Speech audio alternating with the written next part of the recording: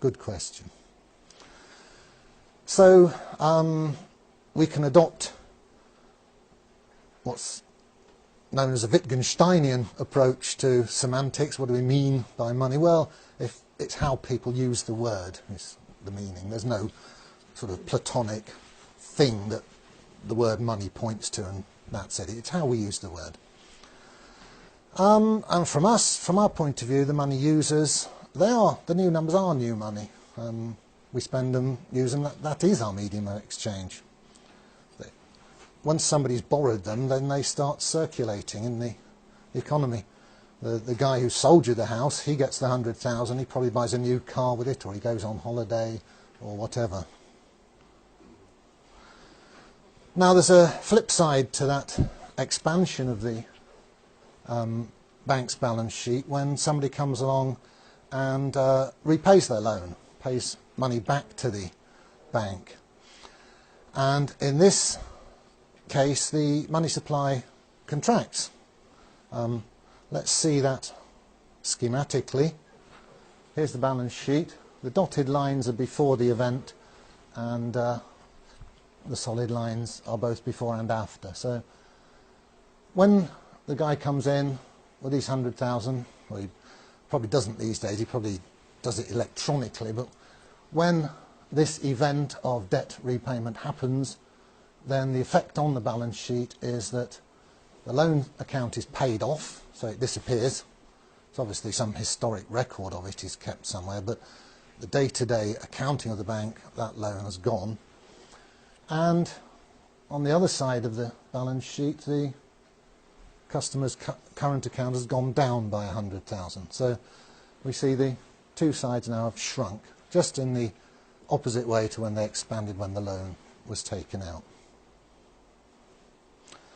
So after a while, the bank's been trading, and what does its balance sheet look like in general? Again, this is very schematic. Well, we've seen that the customer's deposits are liabilities to the bank. The loans taken out by customers are assets to the bank. Here they are.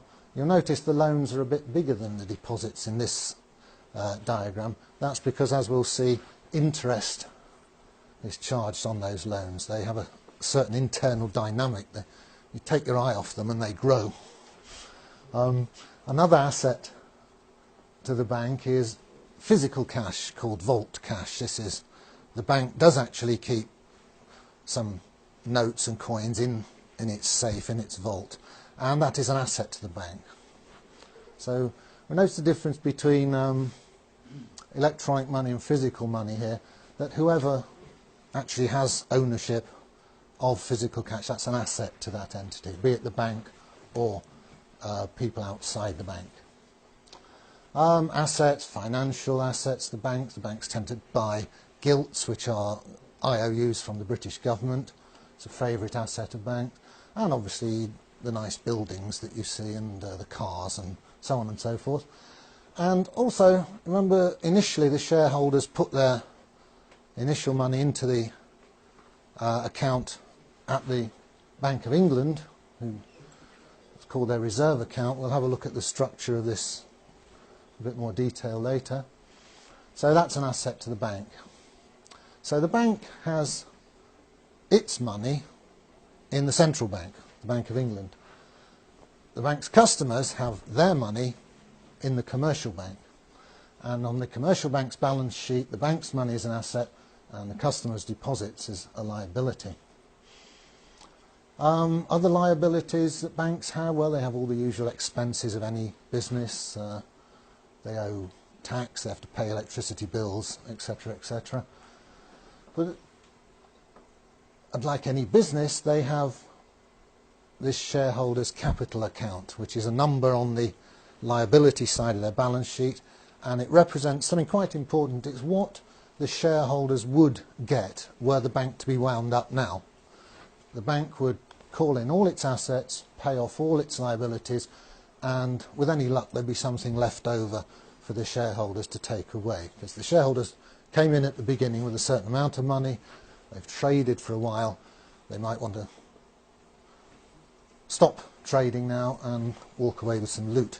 So that's where it accumulates in their shareholders' capital account. So we've now seen where this electronic money comes from, how it gets into circulation, how it comes into being. And looking back, you can see that bit by bit, in the past, it's all been borrowed into existence by somebody. And these people out there who, or some in here probably, who borrowed these digits into existence, got them into the banking system, they're paying interest on them. So every electronic pound going round and round the economy, some poor so-and-so somewhere is paying interest on it. So that means that if you think of the whole money supply, or the electronic bulk of it, which is more or less all of it these days, then that money supply, that medium of exchange, is actually on loan to us. It has no permanence. It doesn't go round and round within the community of money users. It's lent to them by this rather strange banking system.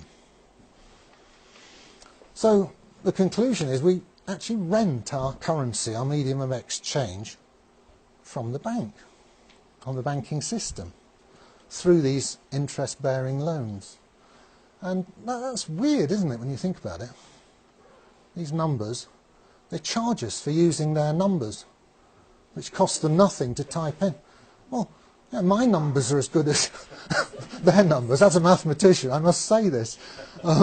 So why am I forced to rent their numbers? So I like the phrase that we have a rent-a-currency system. Let's look at it schematically. Well, here's us in the economy. These arrows mean the money's going round and round. And what goes round and round up there is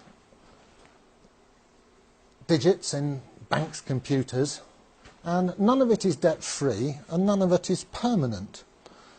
It's all temporary, transient, ephemeral, and it comes into the economy, as we've seen, from interest-bearing commercial loans, and it drains back out of the economy as the loans plus the interest.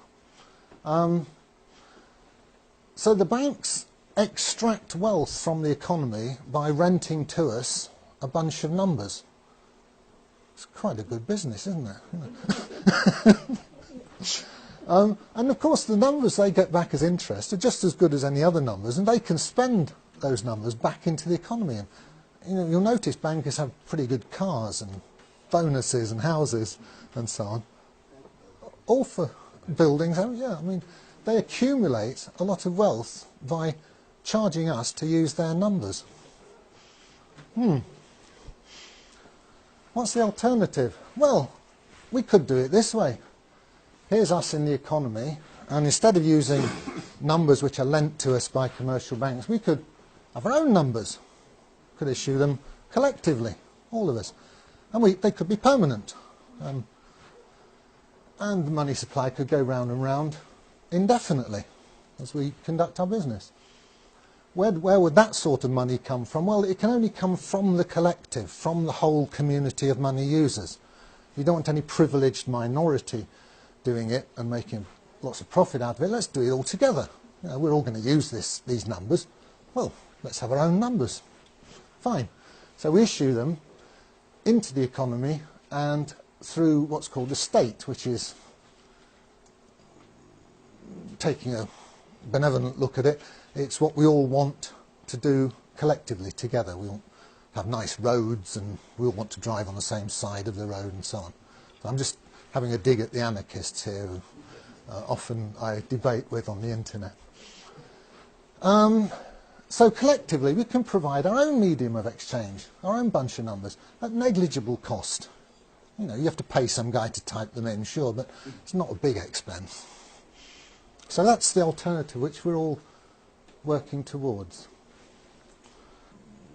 Let's not knock debt-based money per se. We're just knocking commercially issued debt-based money. But there is an argument that any money system needs to be a bit flexible. needs to expand and contract. You know, if somebody invents a new widget and suddenly lots of factories are needed to produce these new wonder widgets, well, we need a bit more money in the economy. Well, we can still do that. We collectively, through the state, can lend money into the economy as well as spend money into the economy. So it's not a problem. This is a counter-argument to